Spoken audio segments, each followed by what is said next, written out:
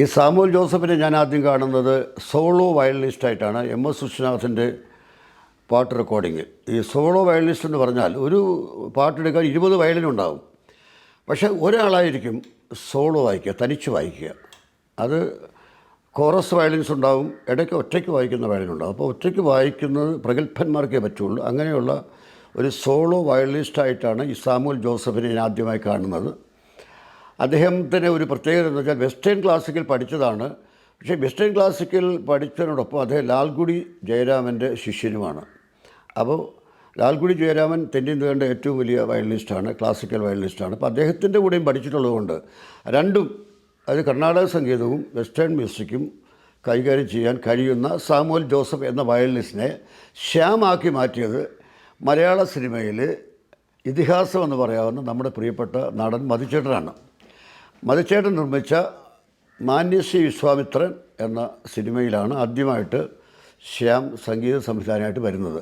പക്ഷെ ഞാൻ ശ്യാമുമായിട്ട് ആദ്യമായിട്ട് വർക്ക് ചെയ്യാൻ കാരണം ഐ വി ശശിയാണ്.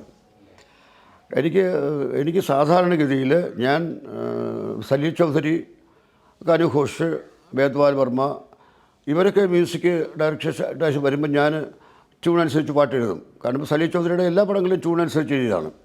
എന്നാൽ നമ്മുടെ മലയാളിയായ ഒരു സംഗീത സംവിധായകൻ വന്ന് ട്യൂൺ തരാമെന്ന് പറയുമ്പോൾ ഞാൻ എതിർക്കും. എന്നിട്ട് നിങ്ങൾ മലയാളിയല്ലേ, നിങ്ങൾക്ക് പാട്ട് വായിച്ച് ട്യൂൺ ചെയ്യാമല്ലോ എന്ന് പറഞ്ഞ് ഞാൻ എതിർക്കാറുണ്ട്. ആ ഒരു കാലഘട്ടത്തിൽ അതെനിക്ക് ട്യൂൺ അനുസരിച്ച് എഴുതാൻ പാടില്ലാത്തതുകൊണ്ടല്ല, എഴുതാൻ കഴിവില്ലാത്തതുകൊണ്ടല്ല. അപ്പോൾ ശ്യാം ട്യൂൺ തന്നിട്ട് എഴുതണം എന്ന് ഐ വി ശശി പറഞ്ഞപ്പോൾ അത് വേണോ എന്ന് ഞാൻ ചോദിച്ചു. ഞാൻ നമുക്ക് ട്യൂൺ ചെയ്യുന്ന ധാരാളം നല്ല കവിതകൾ ട്യൂൺ ചെയ്യുന്ന ധാരാളം സംഗീത സംവിധാനം ഉണ്ടല്ലോ. അപ്പോൾ ഐ വി ശശി നിർബന്ധം അല്ല, നിങ്ങൾ തന്നെ എഴുതണം. അഭിനിവേശം എന്ന പടമാണ്. അപ്പോൾ ആദ്യം അർജുനൻ പോരെന്നൊക്കെ ഞാൻ ചോദിച്ചു. പക്ഷേ ശ്യാം വന്നു കഴിഞ്ഞപ്പോൾ ശ്യാമിൻ്റെ ഒരു ഡെപ്ത് എനിക്ക് മനസ്സിലായി. കാരണം അദ്ദേഹം ആദ്യം എനിക്ക് തന്ന ട്യൂൺ അത് സൂപ്പർ ഹിറ്റാണ് പാട്ട്. ആദ്യം വളരെ പ്രയാസമുള്ള ട്യൂണാണ്.